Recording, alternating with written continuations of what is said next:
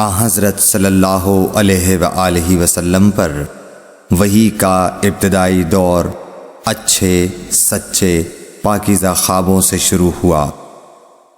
آپ خواب میں جو کچھ دیکھتے وہ صبح کی روشنی کی طرح صحیح اور سچا ثابت ہوتا۔ پھر من جانب قدرت آپ تنہائی پسند ہو گئے اور آپ نے غار حرا میں خلوت نشینی اختیار فرمائی اور کئی دن اور رات وہاں مسلسل عبادت اور یاد الہی و ذکر میں مشغول رہنے لگے۔ جب تک گھر آنے کو دل نہ چاہتا توشہ ہمراہ لیے ہوئے وہاں رہتے۔ توشہ ختم ہونے پر ہی اہلیہ محترمہ حضرت خدیجہ رضی اللہ تعالی عنہا کے پاس تشریف لاتے اور کچھ توشہ ہمراہ لے کر پھر وہاں جا کر خلوت گزین ہو جاتے۔ یہی طریقہ جاری رہا یہاں تک کہ آپ پر حق منکشف ہو گیا اور آپ غار حرا ہی میں قیام پذیر تھے کہ اچانک حضرت جبرائیل علیہ السلام آپ کے پاس حاضر ہوئے اور کہنے لگے کہ اے محمد پڑھو۔ آپ فرماتے ہیں کہ میں نے کہا کہ میں پڑھنا نہیں جانتا۔ آپ صلی اللہ علیہ وسلم فرماتے ہیں کہ فرشتے نے مجھے پکڑ کر اتنے زور سے بھینچا کہ میری طاقت جواب دے گئی۔ پھر مجھے چھوڑ کر کہا پڑھو۔ میں نے پھر وہی جواب دیا کہ میں پڑھا ہوا نہیں ہوں۔ اس فرشتے نے مجھ کو نہایت ہی زور سے بھینچا کہ مجھ کو سخت تکلیف محسوس ہوئی۔ پھر اس نے کہا کہ پڑھ۔ میں نے کہا میں پڑھا ہوا نہیں ہوں۔ فرشتے نے تیسری بار مجھ کو پکڑا اور تیسری مرتبہ پھر مجھ کو بھینچا۔ پھر مجھے چھوڑ دیا اور کہنے لگا کہ پڑھو اپنے رب کے نام کی مدد سے جس نے پیدا کیا اور انسان کو خون کی پھٹکی سے بنایا۔ پڑھو اور آپ کا رب بہت ہی مہربانیاں کرنے والا ہے۔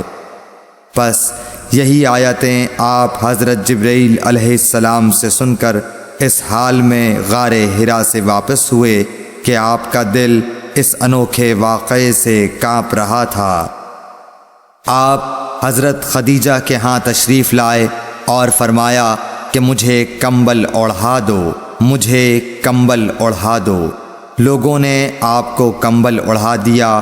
جب آپ کا ڈر جاتا رہا تو آپ نے اپنی زوجہ محترمہ حضرت خدیجہ رضی اللہ تعالی عنہا کو تفصیل کے ساتھ یہ واقعہ سنایا اور فرمانے لگے کہ مجھ کو اب اپنی جان کا خوف ہو گیا ہے۔ آپ کی اہلیہ محترمہ حضرت خدیجہ رضی اللہ تعالی عنہا نے آپ کی ڈھارس بندھائی اور کہا کہ آپ کا خیال صحیح نہیں ہے۔ اللہ کی قسم آپ کو اللہ کبھی رسوا نہیں کرے گا۔ آپ تو اخلاق فاضلہ کے مالک ہیں۔ آپ تو کنبہ پرور ہیں، بے کسوں کا بوجھ اپنے سر پر رکھتے ہیں، مفلسوں کے لیے آپ کماتے ہیں، مہمان نوازی میں آپ بے مثال ہیں اور مشکل وقت میں آپ امر حق کا ساتھ دیتے ہیں۔ ایسے اوصاف حسنہ والا انسان یوں بے وقت ذلت و خواری کی موت نہیں پا سکتا۔ پھر مزید تسلی کے لیے حضرت خدیجہ رضی اللہ تعالی عنہا آپ کو ورقہ بن نوفل کے پاس لے گئیں جو ان کے چچا زاد بھائی تھے اور زمانہ جاہلیت میں نصرانی مذہب اختیار کر چکے تھے اور عبرانی زبان کے کاتب تھے۔ چنانچہ انجیل کو بھی حسب منشائے خداوندی عبرانی زبان میں لکھا کرتے تھے۔ انجیل سریانی زبان میں نازل ہوئی تھی، پھر اس کا ترجمہ عبرانی زبان میں ہوا۔ ورقہ اسی کو لکھتے تھے۔ وہ بہت بوڑھے ہو گئے تھے، یہاں تک کہ ان کی بینائی بھی رخصت ہو چکی تھی۔ حضرت خدیجہ رضی اللہ تعالی عنہا نے ان کے سامنے آپ کے حالات بیان کیے اور کہا کہ اے چچا زاد بھائی، اپنے بھتیجے محمد صلی اللہ علیہ وسلم کی زبانی ذرا ان کی کیفیت سن لیجئے۔ وہ بولے کہ بھتیجے آپ نے جو کچھ دیکھا ہے اس کی تفصیل سناؤ۔ چنانچہ آپ صلی اللہ علیہ وآلہ وسلم نے از اول تا آخر پورا واقعہ سنایا، جسے سن کر ورقہ بے اختیار ہو کر بول اٹھے کہ یہ تو وہی ناموس معزز رازدان فرشتہ ہے جسے اللہ نے حضرت موسیٰ علیہ السلام پر وحی دے کر بھیجا تھا۔ کاش میں آپ کے اس عہد نبوت کے شروع ہونے پر جوان عمر ہوتا، کاش میں اس وقت تک زندہ رہتا جب کہ آپ کی قوم آپ کو اس شہر سے نکال دے گی۔